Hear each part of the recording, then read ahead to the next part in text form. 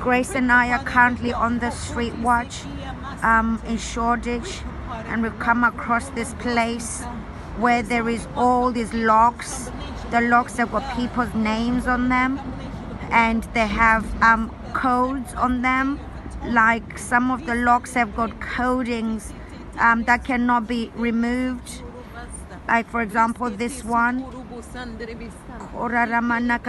we're just praying right now freedom on this 33rd day.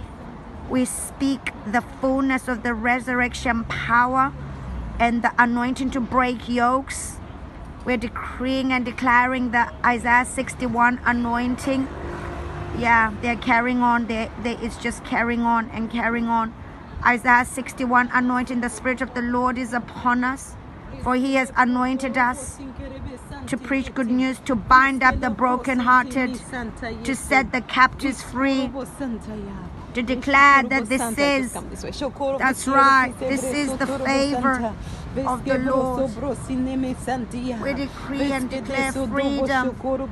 Freedom. Kiara Ramana Kashororo. Sharara. Korara, set them free, Lord. Oh, set hearts free from being unequally yoked. Bonds.